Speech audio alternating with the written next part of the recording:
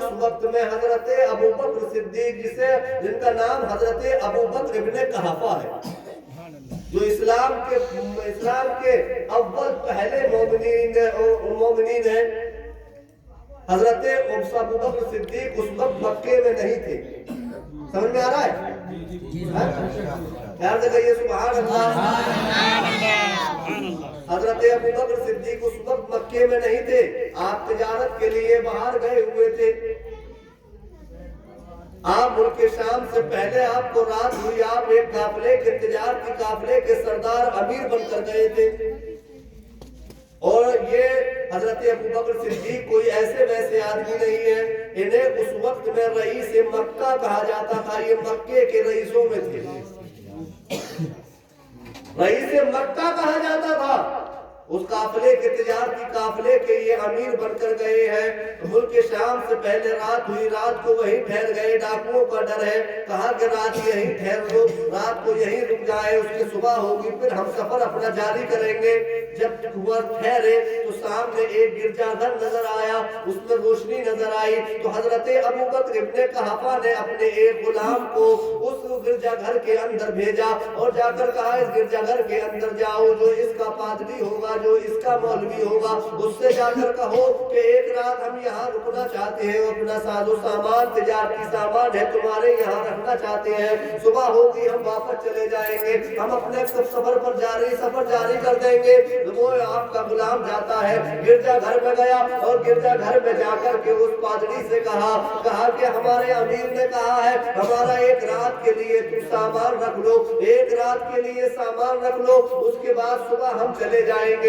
जब पादरी निकल के आया और कहा कि तुम्हारे अमीर का नाम क्या है, कहा कि मेरे अमीर का नाम अबू बकर इब्ने कहाफा है। जब पादरी ने ये नाम सुना तो चौंक गया, कान खड़े हो गए और कहा, अबू बकर इब्ने कहाफा कौन अबू बकर है? वो अबू बकर तो नहीं है जो मक्के में रहते हैं। कहा हाँ भाई अबू बकर है, हाँ भाई अबू बकर है। कहा वो मक्का तो नहीं है, उस मक्के की बात करते हो जिसमें खजूरें पैदा होती है। कहा वही मक्का है, उसी मक्के से हम आए हैं। कहा जाकर अपने अमीर को भेजो, अपने अमीर को भेजो। गुलाम आया वापस हजरत अबू बकर इब्ने कहाफा के पास। जब आया तो कहने लगा, हुजूर वो पादरी आपको बुलाता है। हजरत अबू बकर इब्ने कहाफा पहुंचे और जाकर कहा, ए पादरी तूने मुझे क्यों बुलाया? कहता है कि अबू बकर क्या तुम्हारा नाम अबू बकर है? कहा मेरा ही नाम अबू बकर है। कहा अबू बकर इब्ने कहाफा हो? कहा मैं अबू बकर इब्ने कहाफा हूँ। आप कौन सी सरजमीन से आए हैं? फरमाते हैं मक्के से। तो पादरी ने कहा वो मक्का है जिसमें खजूरों के दरख्त लगते हैं। कहा वही मक्का है। कि वो मक्का है जिसमें काबा है? कहा वही मक्का है। कहा वो मक्का है, वो मक्का है जिसमें के लोग जाते हैं, मेहमानदाजी होती है? कहा वही मक्का है। कहा कि अच्छा कि अबू बकर अब अपना तुम हाथ बढ़ाओ मेरी तरफ, हाथ बढ़ाओ और हाथ बढ़ाकर आप मेरा हाथ अपने हाथ में ले लो और मैं तुम पर एक अहद लेता हूँ कि अबू बकर तुम अब आगे न जाओ और वापस चले जाओ। कहा क्या बात है? कहा मैंने अपनी किताबों में पढ़ा है जो रात के सन्नाटे में आज की तारीख में जो इंसान अपना सारा सामान लेकर आएगा वो इस्लाम का पहला मुसलमान होगा। ए अबू बकर मैं तुम्हारे बारे में अपनी किताबों में पढ़ चुका हूँ, तुम इस्लाम के पहले मुसलमान हो गए। हजरत अबू बकर इब्ने कहाफा कहते हैं कैसा इस्लाम? कौन सा इस्लाम?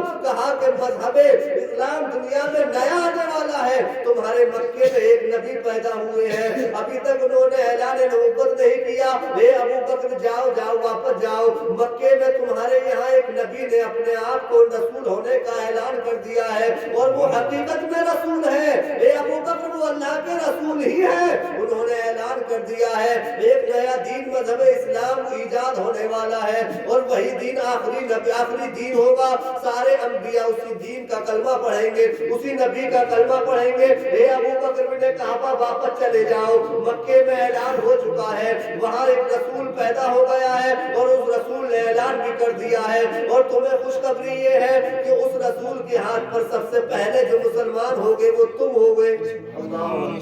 ये कौन बता रहा है? एक ईसाई बता रहा है, ईसाई बता रहा है। हजरत अबू बकर इब्ने कहाफा اپنا سامان پورا ہونے پونے وہیں کیا اور واپس ہو گئے. مکے میں آئے اور جب مکے میں آئے تو راستے میں گھر نہ پہنچے تھے, کپڑے گرد غبار میں ہیں, بالوں میں گرد ہے. مکے کے باہر سب سے پہلے ملاقات ہوئی تو سڑا ہوا مصطفیٰ کا سب سے بڑا دشمن ابو جہل سے ملاقات ہوئی. اور جیسے ہی ابو جہل سے ملاقات ہوئی تو ابو جہل ابو بکر کو دیکھ کر ایک دم ٹھٹا مار کر ہنسنے لگا اور کہنے لگا اے ابو بکر سنو سنو رکو, کہا کیا بات ہے؟ کہا تمہیں معلوم ہے جس کے پاس تم بیٹھتے ہو جب سے تمہارے قریبی دوست ہیں. ابو بکر اور مصطفیٰ کی بہت دوستی تھی, اعلان نبوت سے پہلے بہت دوستی تھی. کہنے لگا تمہارے دوست ہیں ابو بکر, انہوں نے اپنے آپ کو رسول ہونے کا دعویٰ کیا ہے, وہ اندھے کے خدا کی عبادت کرنے کو کہہ رہے ہیں. تو حضرت ابو بکر نے جب اتنا سنا تو کہنے لگے ابو جہل ابھی میں سفر کا تھکا ہارا ہوں, پہلے گھر چلا جاؤں اس کے بعد سوچوں گا. اس وقت میں آپ رئیس مکہ کہلاتے تھے. میرے بھائی تھوڑا سا ذرا پریشان ہو رہا ہے, درود پاک پڑھیے اللہ.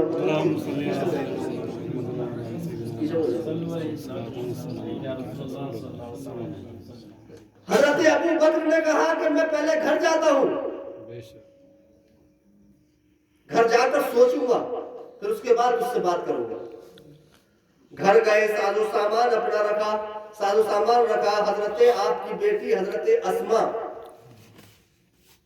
نے کہا ابا جان لائیے میں آپ کے کپڑے اتاریے, گرد و غبار جھاڑوں.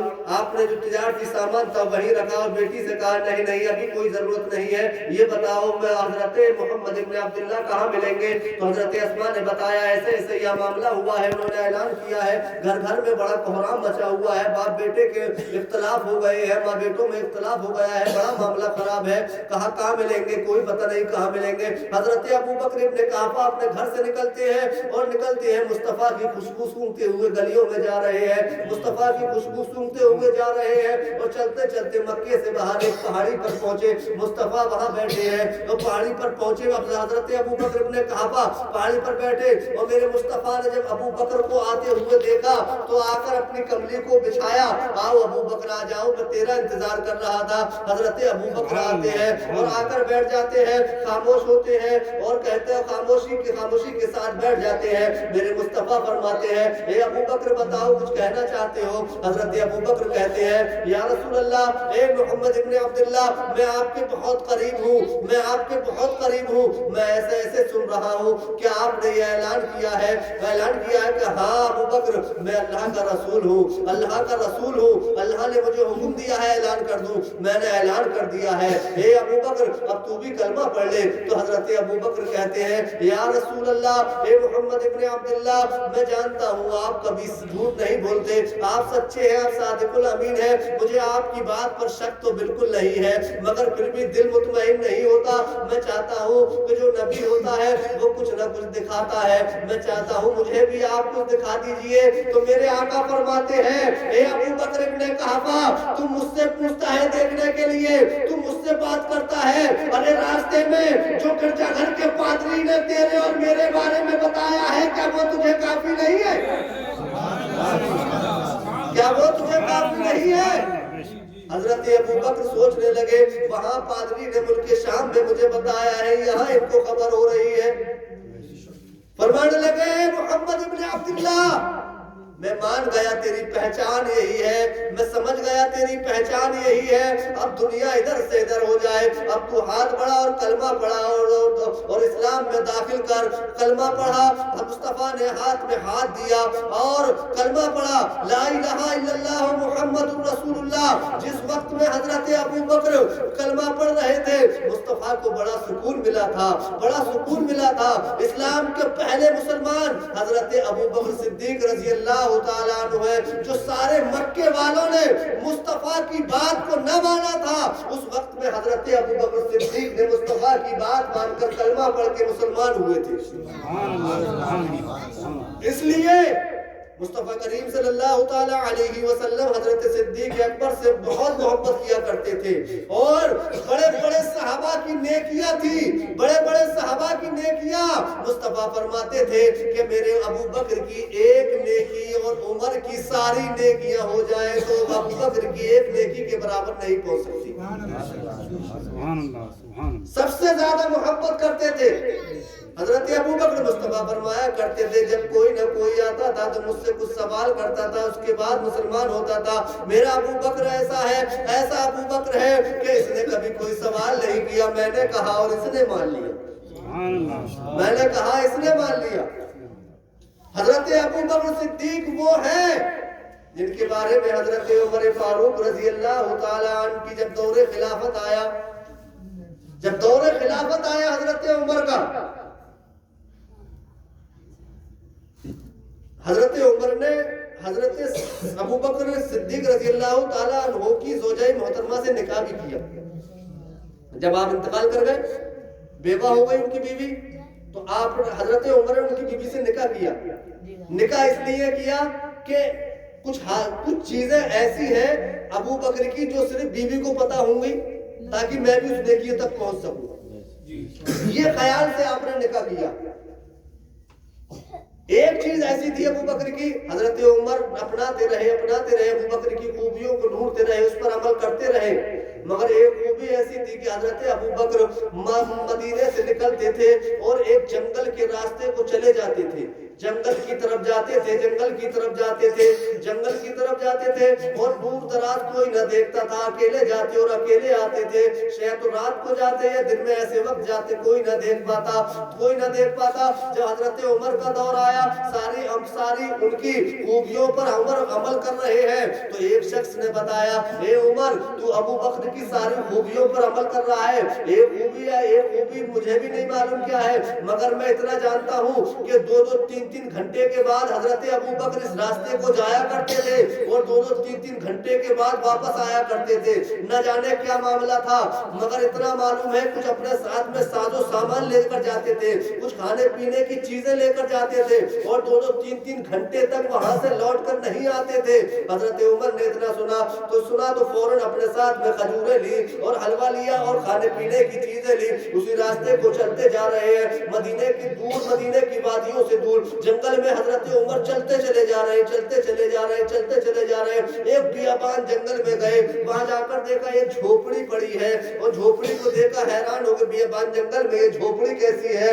جب اندر پہنچے، جب اندر جھانک کے دیکھا تو ایک بہت بزرگ بڑی بھی اس میں بیٹھی ہے، بہت بزرگ ہے، جو ہل بھی نہیں سکتی، جو اپنے آپ کو کروٹ بھی نہیں لے سکتی، وہ اتنا کمزور ہے۔ حضرت ابو عمر سمجھ گئے کہ ابو بکر آتے تھے سب سے چھپ کر تو اس کے پاس آتے تھے، اس کو کھانا لے کر آتے تھے، کھانا جیسے ہی حضرت عمر اندر پہنچے اور یہ واقعہ حضرت وہ ابو بکر صدیق رضی اللہ تعالیٰ عنہ کے انتقال کے چند ہی دنوں بعد کا ہے، 10-5 دنوں کے بعد کا ہو یا 8 دن کے بعد کا ہو، یہ پہنچے، اور جب پہنچے جیسے ہی اندر پہنچے تو آواز آئی، جیسے ہی آواز آئی تو کہا کون ہے؟ اس بڑی بی نے آواز دی کون ہے؟ تو آواز دی کہ میں عمر ہوں۔ تو بڑی بی نے کہا کہ عمر ہے، جو پہلے آیا کرتا تھا وہ کیوں نہیں آیا؟ جو پہلے آتا تھا وہ کیوں نہیں آیا؟ تو حضرت عمر کہتے ہیں بڑی بی تمہیں کیسے معلوم میں پہلے نہیں آتا تھا؟ تمہیں کیسے معلوم؟ میں اگر یہ کہوں کہ میں ہی تھا جو پہلے آتا تھا، لیکن تم یہ کیسے کہتی ہو کہ میں پہلے نہیں تھا؟ تو بڑی بھی کہتی ہے اس سے 7 سال سے میرے پاس آ رہا ہے، آج تک اس نے اپنا نام ہی نہیں بتایا۔ 7 سال سے آیا، آج تک اس نے نام ہی نہیں بتایا کون ہے وہ۔ تو نے آج پہلی بار آیا، نام بتایا، میں سمجھ گئی جو پہلے آتا تھا وہ نہیں ہے، تو نیا ہے۔ حضرت عمر کی آنکھوں میں آنسو آ گئے اور سوچنے لگے ابو بکر میں تیری نیکیوں کے برابر کبھی نہیں پہنچ سکتا۔ 7 साल बड़ी बीवी की खिदमत की। अंदर जाते थे, उसके हाथ मुंह को धुलाते थे, चेहरे को धुलाते थे, खाना पीना खिलाते थे। बड़ी की पूछती थी कि आखिर तू कौन है, कौन है? तो हजरत अबू बकर सिद्दीक सिर्फ इतना कहा करते थे, बड़ी भी तुझे इससे क्या मतलब, कौन है? तुझे तेरी खिदमत से मतलब है, तुझे जरूरत है, मैं पेश करता हूँ, बस इतना ही तू समझ ले, मैं तेरा खिदमत गुजार हूँ, मैं तेरा गुलाम हूँ। बस इतना कहकर आप चले आते थे। कभी नहीं बताया मैं अबू बकर हूँ, कभी नहीं बताया कि मैं अमीरुल मोमिनीन हजरत अबू बकर सिद्दीक हूँ, मैं बादशाह हूँ, मैं खलीफा हूँ, कभी नहीं बताया। हजरत उमर की आंखों में आंसू आए कि मैं कितना भी पहुंच जाऊं मगर हजरत अबू बकर सिद्दीक की नेकियों तक नहीं पहुंच सकता। ये सहाबा का तरीका था। सहाबा ने मुस्तफा से दीन सीखा था, सहाबा ने मुस्तफा के सोहबत में रहे थे, सहाबा मुस्तफा की बारगाह में बैठा करते थे और जो सुन लेते थे उस पर अमल किया करते थे, और इतना अमल किया करते थे। मुस्तफा ने ये फरमाया था कि लोगों सुनो सुनो, दुनिया के झंझट में ना पड़ना, दुनिया के झमेले में ना पड़ना। ये दुनिया धोखा देने वाली है, ये दुनिया धोखा देने वाली है, ये दुनिया तुम्हारे साथ नहीं जाएगी। अगर कुछ साथ जाएगा तो अल्लाह और उसके रसूल का नाम जाएगा। अगर तुम्हें साथ ले जाना है तो अपने अमाल अच्छे कर दो, तुम नेक काम करो, रब की इबादत करो, यही तुम्हारे साथ काम जाएगा। दुनिया के झमेलों में ना पड़ना। तुम चाहे बादशाह क्यों ना हो जाओ, चाहे तुम कितने ही बड़े रईस क्यों ना हो जाओ, चाहे तुम कितने भी बड़े अमीर क्यों ना हो जाओ, मगर अपने आप को अमीर कभी ना समझना, अपने आप को कभी भी बादशाह ना समझना। सिर्फ जो कुछ दिया है वो रब ने दिया है। रब अगर देता है तो देना जानता है, तो वो लेना भी जानता है। अपने आप पर गुरूर मत करना, कभी तकब्बुर मत करना, कभी अपने आप को बड़ा समझकर गरीबों को मत सताना।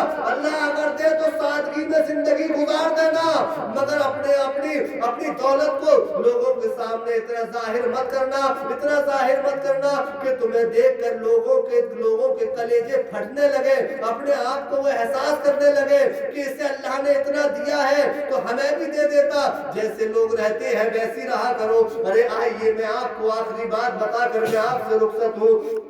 उन्हीं की बात बताऊं जिसने कि साहब रसूल से दीन सीखा है, जो रसूल की बारगाह में बैठते थे, जिसे रसूल ने ये फरमाया मेरा उमर वो है। उमर की बात मैं आपको बताऊं, उमर ने रसूल की बारगाह में दीन सीखा है, उमर ने रसूल की बारगाह में बैठकर रसूल की बातें सुनी है।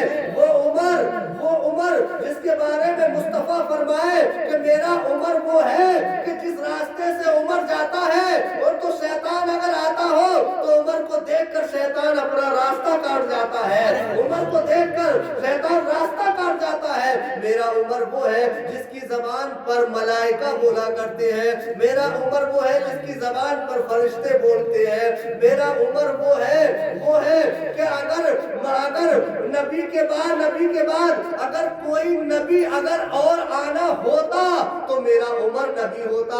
मुस्तफा फरमा रहे हैं कि अगर नबी नबूवत का दरवाजा खुला होता, अगर दुनिया में कोई और नबी आना बाकी होता तो कोई और नहीं बल्कि मेरा उमर नबी होता। ये उमर का मर्तबा है, ये उमर का मर्तबा है। जब उमर का दौर खिलाफत आता है, जब उमर बादशाह बनते हैं, जब उमर अमीरुल मोमिनीन बनते हैं, जब उमर का दौर आया तो बादशाह बने, और बादशाह ऐसे वैसे बादशाह नहीं बने। हजरत उमर ने वो काम किए हैं दुनिया में, वो काम किए हैं। आज जो कानून ये है ये उमर का बनाया हुआ कानून है। आज जो सिपाही है वो उमर के बनाए हुए हैं, जो फौजें हैं वो उमर की बनाई हुई है। जो आज कानून दुनिया में चलता है वो उमर का बनाया हुआ कानून है।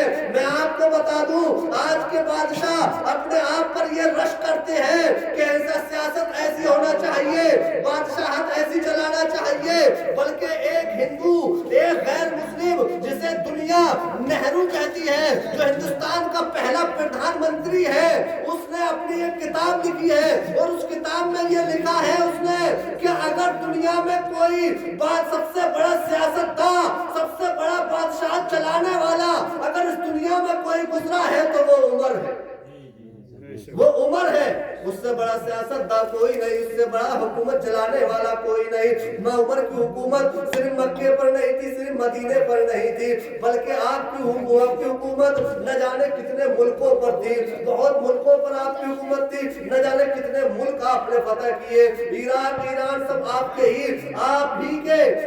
کے دور خلافت میں فتح ہوئے ہیں، نہ کتنے آپ کے ملک کے بادشاہ تھے، اور آپ کا رہنے کا انداز کیا ہے، ذرا غور سے سنیے مسلمانوں، اتنے بڑے بادشاہ ہیں، کئی ہزاروں میلوں دوری کے بادشاہ ہیں، کئی ملکوں کے بادشاہ ہیں، رہنے کا انداز کیا ہے؟ رہنے کا انداز یہ ہے کہ جس وقت میں آپ نماز پڑھانے کے لیے مسجد نبوی میں جا رہے ہیں، مسجد نبوی میں جاتے ہیں، عید کی نماز پڑھانے کا دن ہے، عید کی نماز کے لیے جا رہے ہیں حضرت عمر، تو بیوی نے کہا، بیوی سے کہتے ہیں یہ میری شریک حیات، یہ میری چپل ٹوٹ گئی ہے، ذرا اسے گانٹھ دے۔ تو بیوی نے کہا اے میرے خاوند، اے میرے شوہر نامدار، چپل اتنی بار ٹوٹی ہے، اتنی بار تم نے اسے جڑوایا ہے، اب یہ اس قابل نہیں رہی اسے پھر گانٹ سکوں، اب یہ اس قابل نہیں ہے، بہتر یہ ہوگا آپ امیر المومنین ہیں، آپ دو نئی چپل لے لیجئے۔ تو حضرت عمر کہتے ہیں کوئی بات نہیں، میں ایسے ہی ننگے پیر چلا جاتا ہوں۔ تو بیوی نے کہا کہ اے میرے شوہر، آپ ننگے پیر جا رہے ہیں، آپ بادشاہ ہیں، آپ امیر المومنین ہیں، لوگ کیا کہیں گے؟ تو حضرت عمر ایک دم غصے میں آتے ہیں، جلال میں آتے ہیں، اور بیوی سے کہتے ہیں چپ کر، کیسی بات کرتی ہے، ارے تجھے لوگوں کی پڑی ہے۔ عمر کو یہ کوئی فکر نہیں ہے لوگ کیا کہیں گے، عمر کو فکر ہے تو یہ ہے کہ اللہ اور اس کے رسول اس کے بارے میں کیا کہتے ہیں۔ عمر کو اگر فکر ہے تو اتنی ہے کہ اللہ اور رسول اس کے بارے میں کیا کہتے ہیں، لوگ کچھ بھی کہتے رہے مجھے اس کی پرواہ نہیں ہے۔ اور ننگے پیر چلے گئے، ننگے پیر گئے اور مسجد میں جا کر پیروں کو دھویا، مصلی پہ گئے، عید کی نماز پڑھائی اور واپس گھر کو ننگے پیر آ گئے۔ یہ سادگی تھی حضرت عمر کی۔ اور کبھی آپ نے اپنے جسم پر جو لباس تھا آپ کے جسم پر، کبھی جب تک دوسرا لباس آپ نے نہیں خریدا جب تک کہ وہ لباس پھٹ نہ گیا، جب تک کوئی لباس نہیں خریدا آپ نے، جب تک بوسیدہ نہ ہو گیا، 10 12 پیمند اس لباس میں نہ لگا لیے، جب تک دوسرا لباس نہیں پہنا آپ نے۔ یہ حضرت عمر کی زندگی ہے۔ آج ہم اپنے بارے میں یہ سوچیں کہ اللہ نے ہمیں 4 پیسے دے دیے، تھوڑے سے ہم چمکدار ہو گئے، تھوڑے سے ہم مالدار ہوئے، پیسہ آنا شروع ہو گیا، تو پھر ہم کسی کو سمجھتے نہیں، ہم کسی کو بھی نہیں سمجھتے۔ تھوڑا سا پیسہ آیا پڑوسی کو جینے نہیں دیں گے، تھوڑا سا ہمیں دولت آئی تو ہم اس سے بات سامنے والے کو بات نہیں کرنے دیتے۔ یاد رکھیے دولت پر تکبر غرور مت کیجئے، اللہ نے دیا ہے، اگر تکبر غرور کریں گے تو اللہ ایک جھٹکے میں لے بھی سکتا ہے، ایک جھٹکے میں لے سکتا ہے۔ اللہ کی بارگاہ میں دعا ہے مولا کریم ہم سب کو عمل کرنے کی توفیق عطا فرمائے۔ میرے بولنے میں اگر کوئی غلطی ہو گئی ہو اللہ رب العزت اسے معاف فرمائے۔ میں توبہ کرتا ہوں، استغفر اللہ ربی من کل ذنب واتوب الیہ، لا الہ الا اللہ محمد رسول اللہ۔